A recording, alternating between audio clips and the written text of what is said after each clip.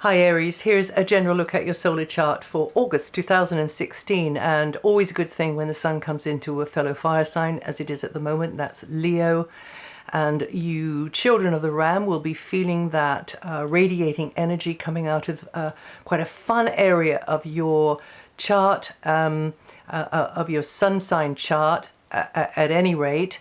And you could feel more in the spotlight, you could feel more center stage, you could feel more empowered as well by whatever's going on, and more spontaneous, I would say, and probably get more opportunity to be in creative environments or feel creative yourself, or be in environments which are entertaining, you know, and not very self-conscious.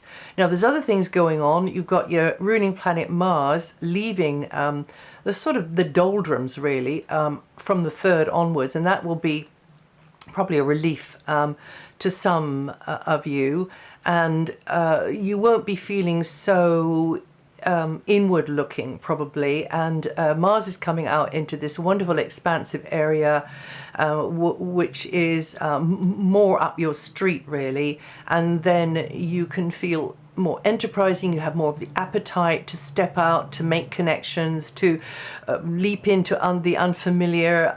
Maybe some of you will be traveling. It's a very good time to be doing that, actually, connecting with people from other cultures, but also just another culture, whether it's through the food, the architecture, the language, whatever it is, or indeed just if you don't have the opportunity to do that, then this is a very good time to leap into, I mean, you know, in a kind of a sensible sort of way, but leap into new things, launch into new things, whether that's signing up for a course, or whether that is taking yourself off to an area that you always meant to go to but you never quite got round to it, or maybe it's connecting in other ways with something that has pulled you but you haven't tried to do for one reason or the other. Now, there's a lot of practical energy around this month. Mercury will be focusing your mind on the practical aspects of life, and thoughts could be revolving around repairs, maintenance, the to-do list.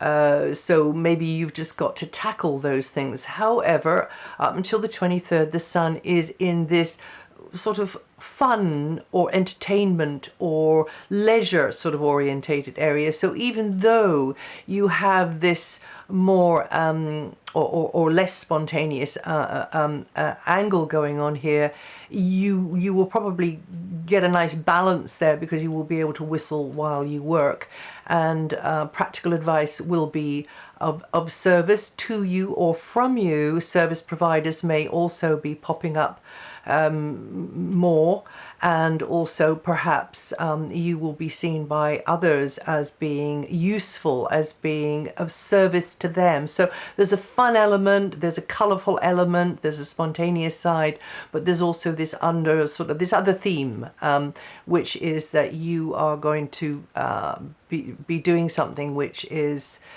useful, and maybe could be of assistance to another, or maybe just you're doing useful things, getting your ducks in a row. Also, Venus starts off, and for the first week she's in a sociable, playful mood, the same as the sun, but then she comes out of there. So both the sun and Venus, actually, if you're listening to this in the month before, which is July, is a great time for romance, actually, for some of you, or for connecting more with children or animals. And just partners and people you like to hang out with. But then from the 6th, Venus moves on and goes into the same area as Mercury, putting her kind of more practical hat on and saying, right, that there is somebody here that you can do business with that is quite friendly, or or at least amenable. As somebody that you can work with. You're more likely to get that opportunity with service providers, or anybody who is like health provider, anybody like that, or indeed going on a sort of a health regime or health and exercise type regime, whether it is a standard sort of one that you have to plug away at and follow a schedule, or whether it's just you getting access to healthier activities. It could be, of course, either those. Just a word in your ear about the position of Mars, even though it's in a this is your ruling planet, so it's important and will have an effect that you might notice. So this energy saying, okay, yeah, launch into things, launch maybe a new scheme or just a regime, or just get out and about more, whether that is actually literally getting on a plane or a bus or the car or the bicycle, or but also get out and about more with your mind as well. You get this more philosophical kind of vibe coming in with Mars there, and you're likely to meet people who say things to you which really is food for thought. It really does trigger something. But if you are to be launching into things, just watch out around about roughly the 21st to the 26th, when both the Sun and Mars will be going over Saturn. So it puts you a little bit in a sort of like in a muddy bit there, slowing things down a little bit. And also, just to mention, Mercury and Venus. So that's over the 5th and the 6th. That might mean that you feel more pressure on you, you feel like there's more responsibility, or indeed the 12th and the 13th. So that's the 5th and the 6th, the 12th and the 13th, and the 21st to the 26th. So those little nibbles out of the month. However, if that is a time when you do want to really get hands-on with something, and you really want to get sort of practical help or give practical help, actually, you know, that with the background of where the Sun is and Mars, it's probably quite a good energy that you can work with. But it isn't this kind of devil-may-care, you know, impulsive, almost like daredevil-y energy, you know, that kind of damps the thing down a little bit. Yes, Mars in that position there from the 3rd means you can be more physically active and also learn a lot. You could be on quite a learning curve.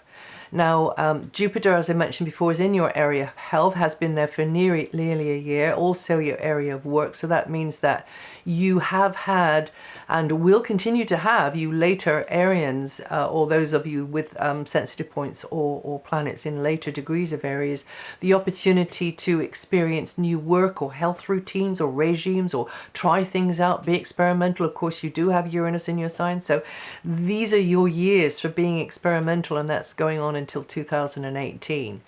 Particularly you middle to later Arians at the moment. So really reaching out into the fringe areas or the cutting edge things, and being amazed probably sometimes at how fantastic things are out there on the outer reaches of your consciousness, if you haven't sort of traveled there before, and that, by that I mean like complementary or alternative, or indeed something really very new, and that might be not be from your choice.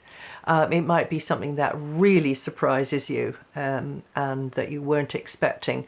So basically what I was just saying was Uranus, talking about Uranus in your sign, but employers or colleagues will tend to be, and have tended to be, more appreciative, or you at least have learned a lot about what your limitations are, or maybe not limitations, but what you can expect from others and what others can expect from you, and you're likely to have got more recognition and respect, appreciation from others. You Arians born the 10th to the 19th of April, or with 21 to 29 degrees rise, you're going to feel this energy this month. So maybe you have introduced somebody. You're a wonderful motivator. Your sign is a great coach, a great motivator.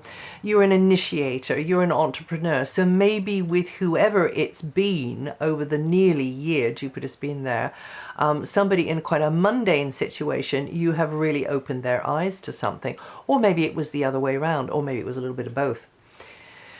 So Jupiter will be coming out of there in early September, around about September the 9th, I think, if memory serves me correctly. And then that will put Jupiter's energy in a very different slot in your chart. Saturn is in Sagittarius until late 2017. She's in a very supportive aspect with your sign. This cycle for you is about getting educated, slowly plugging away at a subject, slowly plugging away at a culture, maybe a different culture to your own, something that you previously idealized and had quite utopian ideas about. Now it's coming down to earth. You'll get more grounded with it and you're beginning to understand it, warts and all. Or if you haven't done yet, you pretty soon will be. Sort of like the cracks, you know, in that wonderful rose tinted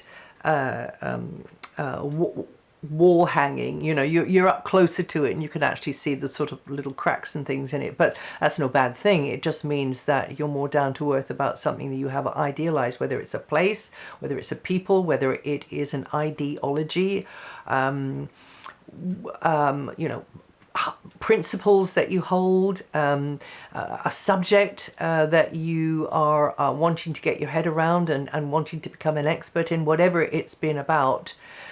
This will be you developing a new understanding in a very gradual way, and you having to be patient with that, steady with that, and you seeing the reality of things. Now, I mentioned this last month, the current Saturn-Neptune transit's still going on, and this tends to bring uncertainty and indecision. So because of the long transit of Neptune through your 12th house, which means that you will be asking deeper questions, you will be reflecting on life, the universe, and everything a little bit more. Maybe you will make some deeper discoveries spiritually, or indeed about your own psychology. It's good for that.